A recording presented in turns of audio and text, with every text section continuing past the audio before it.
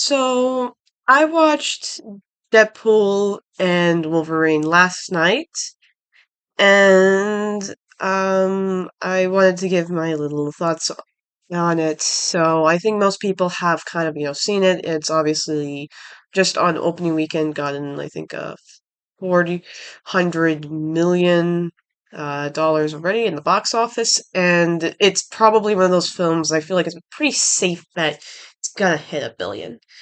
So I'm gonna go specifically over the parts that were good.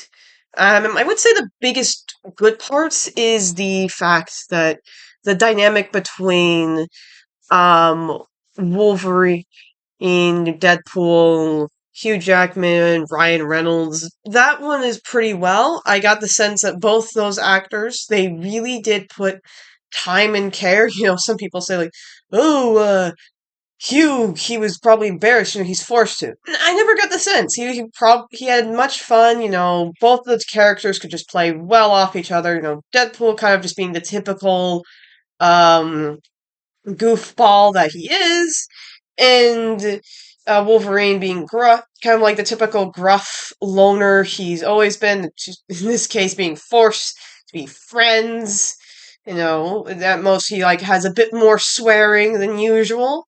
I noticed in this one they did make him a bit more of like an alcoholic, which I question just because it's like, oh, anything about like Deadpool's lore, it's like, how does that guy really get drunk with like his healing factor? But I guess this film kind of just ignored that. And additionally, I would say it's also the cameo fests. I'm not going to say much because I want this to be a spoiler free review. I think it's better to just go in blind. Just look at the trailers. You can just figure it out. I did know some of the stuff beforehand because I don't really care about this stuff. But I know some people do, and yeah, I can see why. Like, there are a few times, like, there's a villain that I think I might have skipped in the trailer, but it was kind of nice to see him be there. There were definitely characters that I'm kind of glad. It's definitely an experience you can just go in blind. The most I can say about the cameo specifically, and this is kind of going into my third point, the third thing that I liked probably the most about the movie is that it's a really nice tribute to any Fox, all the Fox Marvel films, even like the ones that weren't entirely the greatest. Um, Obviously, besides just the mainly, if you want to look at cameos, from what I remember, all of them were more connected to Fox Marvel films. Like, if you want a spoiler, to be very blunt, there was no like MCU specific. Okay, there was actually one guy, but he's like a guy that honestly you could kind of just dismiss. For the most part, I don't. There is no like Doctor Strange. There is no um Spider-Man reference. There is like any of those, like any of like the Marvel MCU superheroes. I don't expect anything like directly to them. I would say there's like a few winks and nods, and yes, they are like explicitly mentioned. It's like very clear. You even get to see like video footage, but I wouldn't call those like the major ones. I would say more the okay, maybe it would be more an accurate term would be more the Fox characters. Those were like actually important ones. Everybody else was like, oh yeah, they exist because, Marvel meta humor. It's like, otherwise you could almost remove them entirely from the plot and you barely change a thing. So, and also probably the fourth thing would be the humor. I would say the humor, notably in my opinion, got better than Deadpool 2.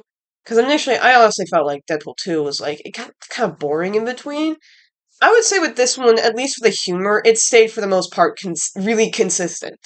It wasn't maybe a bit fast, Yeah, but I would say it keeps up with probably, the classic Deadpool. Obviously, you're expecting kind of the gory, vulgar sex jokes, a lot of drug jokes, like deliberately made. And at most, it's like they incorporated a lot of stuff from like, meta jokes, taking deliberate jabs at like Fox Studios, Marvel Studios, and I think those ones pretty much probably got the most amount of laughs from the theater I was in. So those were like the good points. The not so good points, I would say, and this is probably something if you've seen like more actual like critical reviews, like what people are actually saying. Um, yeah, the plot sucks. Well, I don't think saying it sucks is a little bit of an over exaggeration, but there's not really a sense of like purpose to it. Um, I think specifically what killed me was like there was a point in the film where I thought it was going to be over because this movie's like 2 hours. It's not that long if you're excluding like the credit scenes. And it just kind of felt like then they went to the third. Turns out that was just a transition between the second and the third act. And it felt so wonky that, to put it bluntly, I thought for a second, wait, am I watching an entirely different movie? That's like how wonky it felt. Like, just, nothing. And I would say probably that's probably the biggest thing, and I think people have said this, like, the plot's weak. Yeah, it probably has probably the weakest plot of, like, any of the, um, MCU films. Just, like, it's mostly just held up by the fact that,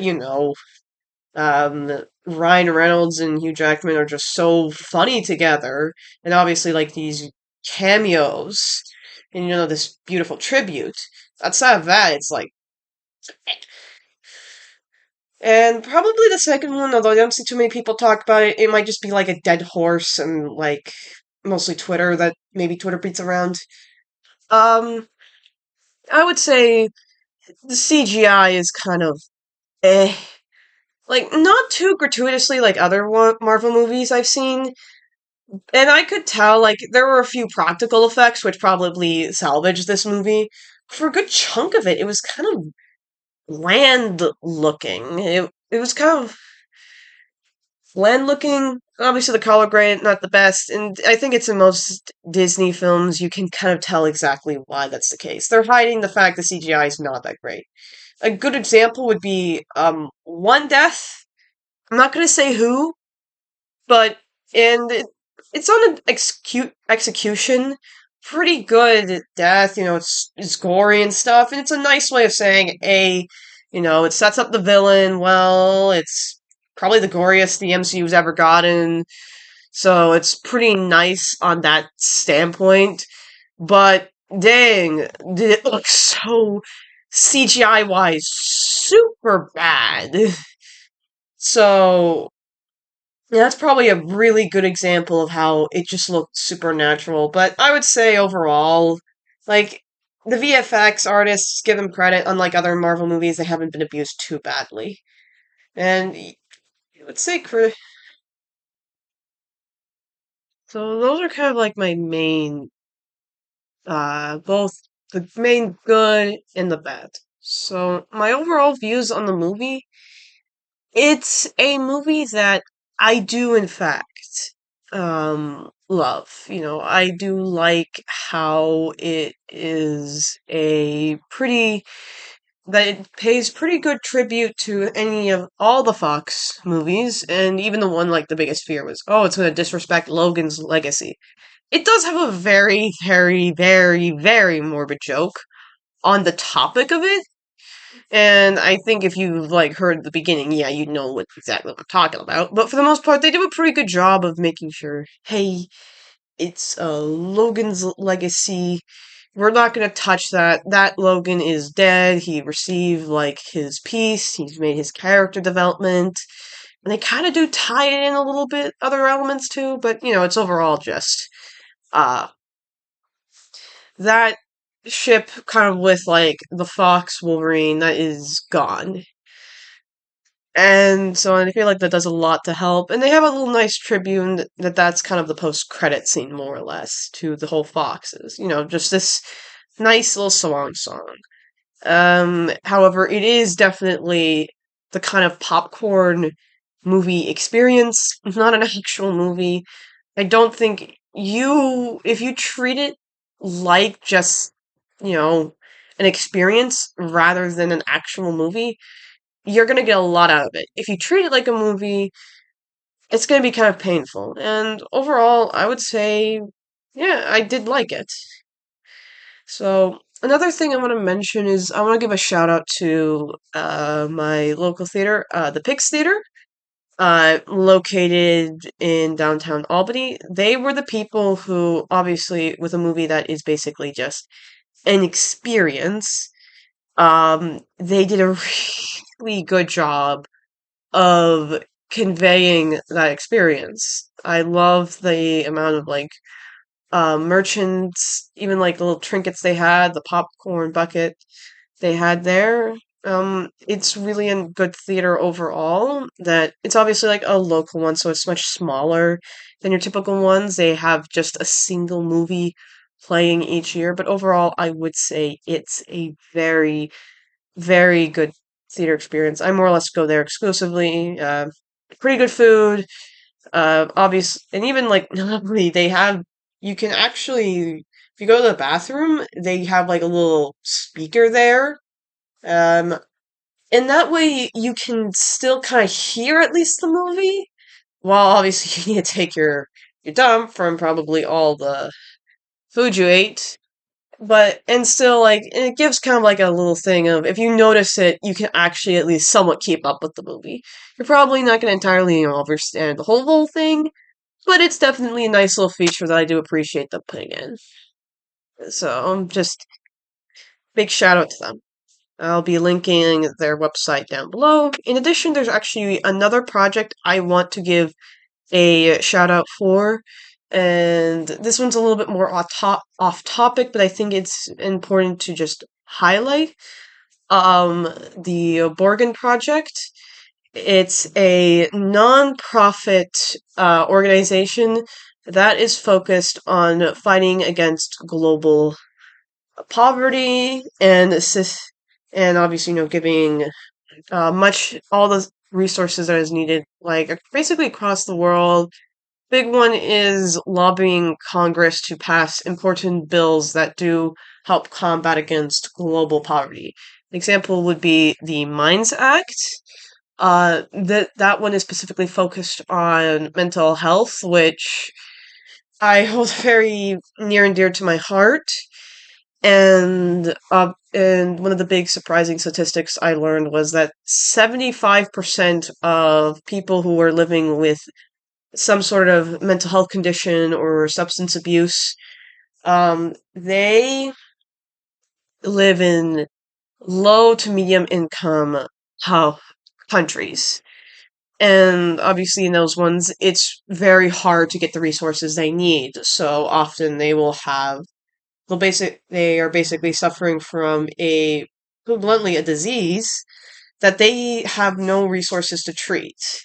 Especially considering that, yeah, for many people, your mental health is as important for any other your physical health.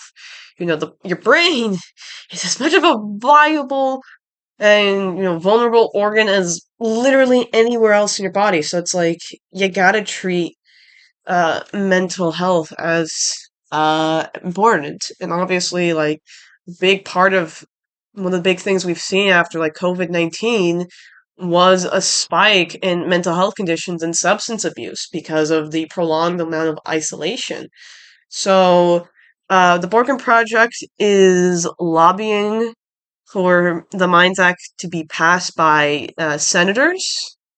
Um, so that way, obviously, they can be raised aware, hey, this is a serious issue, and that by signing that, there will be funding to go directly towards that. So that way, mental health programs can be accessed to given to other countries, and that can greatly, obviously, help their productivity and thus indirectly benefiting us because they can more likely, if they have like better economic standing due to their workers obviously being in a much better mental health position, they can get to see and like get theaters like Pix to come to their places and also get like by that logic movies like Deadpool and Wolverine.